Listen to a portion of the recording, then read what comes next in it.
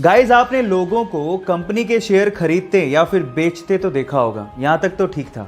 लेकिन सन 2008 में mic Merrill नामक एक बंदे ने खुद ही को 1 लाख शेयर्स में डिवाइड किया और फिर उसे लोगों को $1 में बेचना शुरू कर दिया। मतलब यह है कि उसने खुद ही को बेच डाला।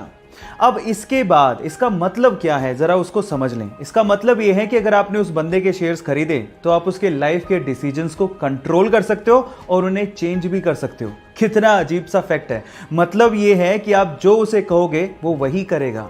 यह दुनिया का पहला पब्लिकली ट्रेडेड मैन है। यह इंटरेस्टिंग फैक्ट जान के आपको कैसा लगा, चैट सेक्शन में लिखना मत भूलिएगा। गाइज आप लोगों ने अक्सर सनलाइट से बनने वाले रेनबो यानी कि इंद्रधनुष तो जरूर देखे होंगे।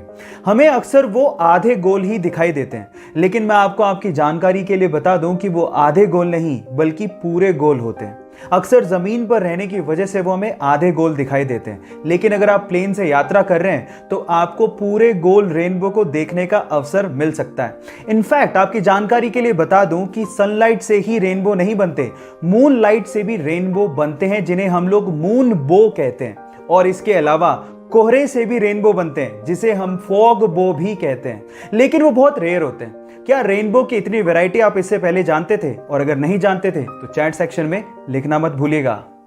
मैगी शायद इस लॉकडाउन में हमारा नेशनल फास्ट फूड बन गया है, लेकिन सवाल यह है कि मैगी का नाम मैगी रखा किसने?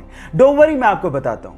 मैगी का नाम मैगी रखा इसके मसाला इन्वेंटर जूलियस मैगी के नाम पर, जिन्होंने सन 1863 में, जी हां 1863 में मैगी के मसाले को बनाया था। और उसके बाद ये इंस्टेंट नूडल यूएस और फ्रांस में छा गया। और उसके बाद सन 1947 में नेस्ले ने मैगी को खरीद लिया और फिर 1983 में ये भारत में एंटर हुआ। और उसके बाद आज भारत मैगी का सबसे बड़ा मार्केट भी है।